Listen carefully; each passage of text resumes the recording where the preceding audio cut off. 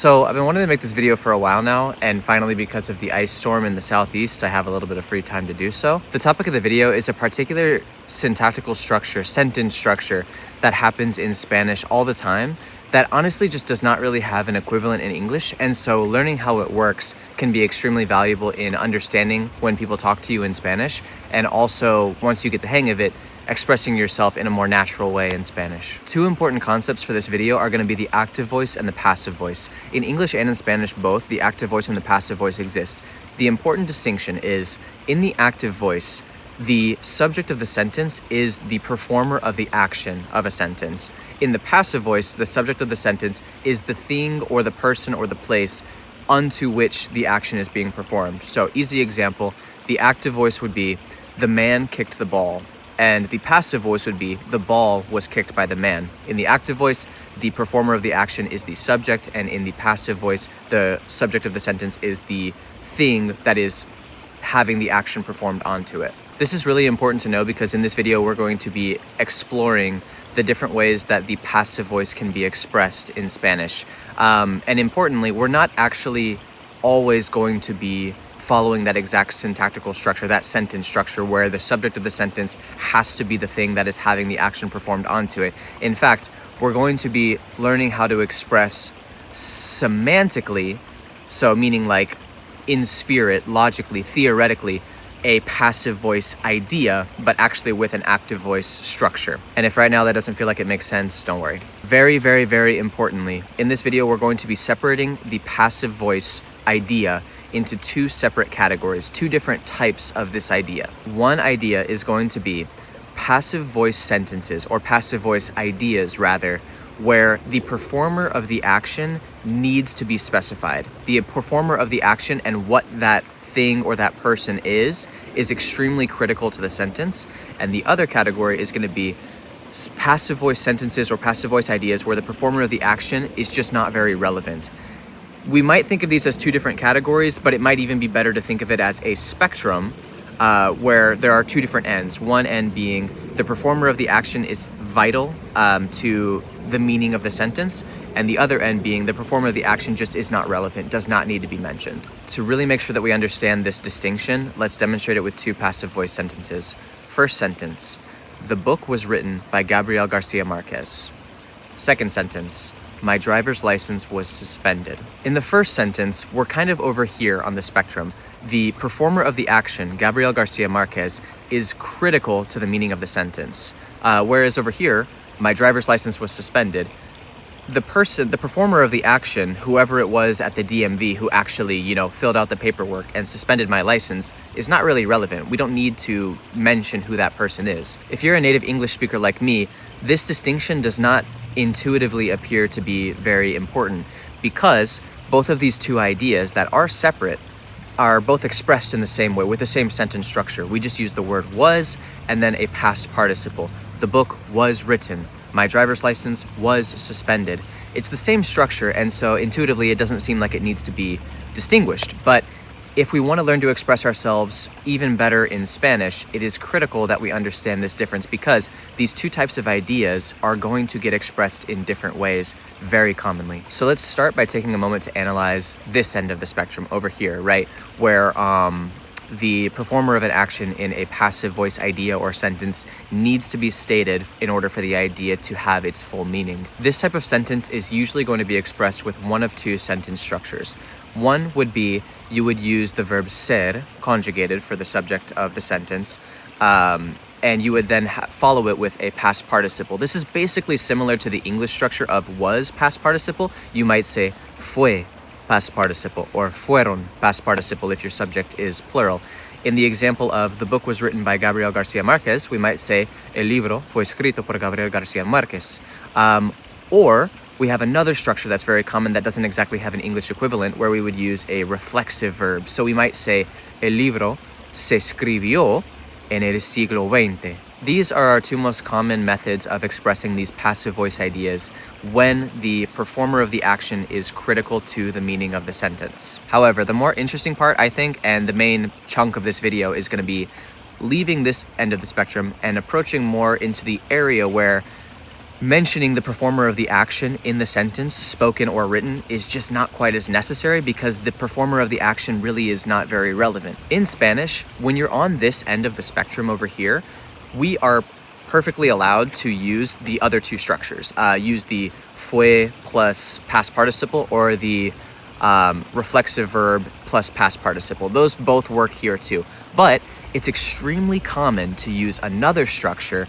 And even if you don't want to use it yourself necessarily, if you're not ready to experiment with a new grammar structure, you definitely need to learn it because many people are going to be saying it to you. So when we approach this side of the spectrum here where our performer of the action does not need to be mentioned, this would be like the syntactical sentence structure to do so. For one, we're actually going to use an active voice structure. Ironically, I know that this video seems like it's entirely about the passive voice, but we're actually not going to use a passive voice sentence structure, meaning the performer of the action is actually going to still be the subject of the sentence. So technically, syntactically, this is not actually a passive voice sentence, but theoretically, spiritually, semantically, logically, it actually still is kind of a passive voice idea, not sentence, but idea.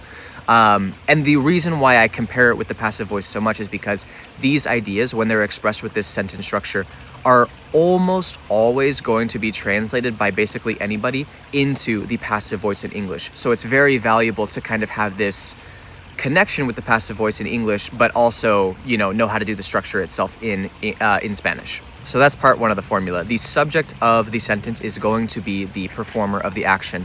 Part two, we're not actually going to mention the subject, and that probably seems intuitive because that's the whole point of this idea: is the performer of the action is not relevant to the story or to the meaning of the sentence. The third part, and most importantly, and to me most interestingly, is we're going to actually conjugate the verb of the sentence, so the action being performed by the unnamed performer, subject of the sentence. We're going to conjugate the verb of the sentence as if the subject were plural, not singular. This, I think, is the most important thing to know about this structure because, as you're going to see in these examples I'm about to show you, sometimes in a sentence like this passive idea expressed with this syntactical structure, the performer of the action, the subject of the sentence that goes unnamed, is very clearly implied to be one entity, a singular subject. But even still, we are going to conjugate the verb as if it was plural. My first example is what was the original inspiration for this video, something that my friend texted me the other day. Basically, she told me that she had braids in her hair and she got them taken out. She chose to use the sentence, me quitaron las trenzas. Quitaron is the plural conjugation of quitar, right? Instead of saying me quitó las trenzas, she chose to say me quitaron las trenzas. If she were to say me quitó las trenzas, that would completely require that she mention the subject of the sentence. She would have to say me quitó las trenzas un amigo, right? You would have to say that sentence. It would not work if you didn't do that, unless like the subject had been mentioned in the previous sentence, right? But the subject would have to be mentioned at some point. But because she chose to conjugate it with a plural verb, me quitaron las trenzas, she didn't have to mention a subject. She's really just saying like what we would probably say in English as, I got my braids taken out. My next example comes from the song La Mafiosa by Nati Peluso. This song revolves around the story that Nati was heartbroken from some unnamed event, and it caused her to go into this kind of rage where she became La Mafiosa, this mafioso figure who goes around the city scaring everybody, right? In the end of the song, she uses one particular lyric where she says, me dispararon en el corazón. They shot me in the heart. She conjugates the verb disparar as dispararon to be plural, but there's no subject of the sentence that's named. It's completely omitted. The idea that she's trying to express here, you would probably translate into English. I think anybody would say, I was shot in the heart. A passive voice sentence. I was shot in the heart, and we're not mentioning who did it, right? The semantic idea of it is the same, but we're using a different structure in Spanish to represent it. Me dispararon en el corazón, without a subject of the sentence being mentioned, to express this idea. And this syntactical structure, again, just does not exist in English. You couldn't say the same thing in English, but it is expressing the same basic idea. My third example comes from a Peruvian waltz song called Me Cuentan Tus Amigas, Your Friends Tell Me. Basically, this song is about a guy who had his heart broken, was done wrong by his girl, And now he hears from her friends, me cuentan tus amigas, that somebody has done the same thing to her. And the entire song is just relishing in this fact that, yeah, you finally got what was coming to you. Now you've got a taste of your own medicine, right? There's a specific lyric in this song where the singer says, yo sé que a ti te han pagado con la misma moneda que me pagaste a mí. Basically, I see that they have paid you with the same money that you paid to me. It's like an expression of saying you got a taste of your own medicine. Somebody paid you with the same Somebody paid you with the same money that you paid to me. We know from the context of the song that it was just another heartbreak that happened to her. She got her heart broken the same way that he did. So we can infer that the performer of the action is singular, but he conjugates the verb te han pagado as if it were plural. He's following this same sentence structure, the sentence structure that belongs in this side of the spectrum where the performer of the action is really not relevant to the topic of the sentence and the topic of the story of this song, right? He's saying that he's just relishing in the fact that the same thing happened to her that she did to him. The person who broke her heart really is not relevant to the point of the song, right? And so he doesn't have to say it. He can use this other sentence structure that belongs in this side of the spectrum to express the same idea. My next example also comes from music. It comes from a song by Bad Bunny and Rosalía, La Noche de Anoche. There is a part in the chorus where both of them sing, y ya me ha pasado que me han ilusionado, y ya me ha pasado que me han abandonado.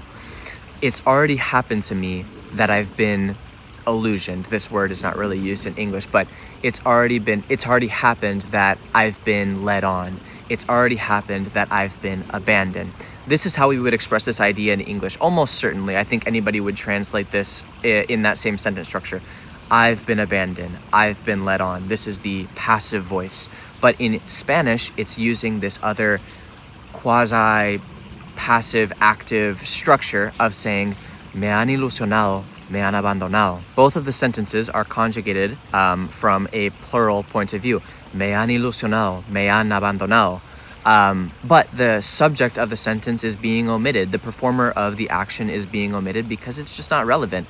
The story is about how the two singers are experiencing something together and it's being influenced by past experiences.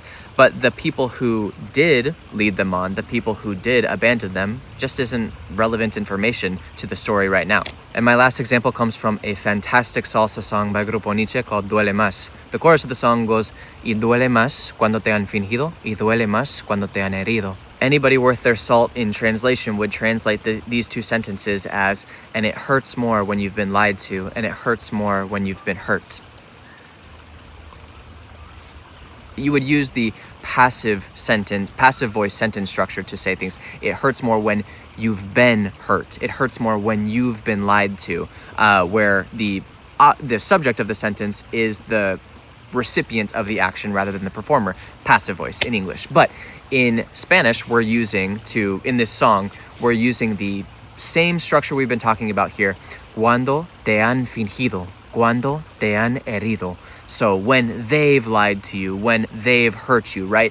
And again, the subject of the sentence is being omitted. The performer of the action is being omitted because this song is not specifically about one specific moment of being hurt, of having your heart broken. It is entirely about the experience of having your heart broken that all humans will experience, right? And so the person who did it is completely... It's so irrelevant, it's not even real, right? Because this is supposed to be about all of us. This is the experience that all people have, right? So it's just not necessary to mention who the performer of the action is. So to recap, when we're on this side of the spectrum and we're trying to express an idea where the performer of the action is entirely critical to retaining the original meaning of the sentence, the original meaning of the idea, we can either use the reflexive verb plus past participle combo, or we can use ser plus a past participle combo. But as we come over to this side of the spectrum, we can perfectly fine still use these two structures over here. We can bring them with us. But as we come over here, we now have this third option of using this new grammatical structure that just doesn't really have an English equivalent, where we specifically don't mention the subject. We don't mention the performer of the action. And secondly, even if the performer of the action, even if we, the speaker, know the performer of the action was one person, we are still going to conjugate the verb as if it were plural, always. This is one of those many times in learning Spanish that you kind of have to break your brain and just open your mind to new, completely foreign ways of expressing the ideas that you have in your mind, but just without translating every word along the way. It's very difficult to do, and so if you feel confused by it, don't worry, right? What I would recommend that you do is you don't have to start out by talking this way, but just keep it in the back of your mind. Maybe write a couple of practice sentences so that way in the future when people speak to you, or when you're watching TV shows or movies or listening to music in Spanish and you hear a structure like this, you'll notice it, right? And then with time, you'll start to pick up kind of just the internal logic of it, pick up the rhythm of it, right? I would also recommend when you are watching TV shows, watching movies, listening to music, and especially when you're having conversations with people in real life in Spanish, when you hear something like this, write it down, journal it in your phone or in a notebook, and then maybe write a little journal entry from that day about, this is what the person says, this is the semantic idea of what I think that they were trying to express, right? Not just what they said, but what they were trying to say. And write down those sentences, compare them with the idea that the person was trying to say, so that way, again, with time, you can start to pick up the internal logic of Spanish and pick up the rhythm of this particular syntactical structure. But I hope that this video helps somebody out there, and I guess I'll catch you later. Bye.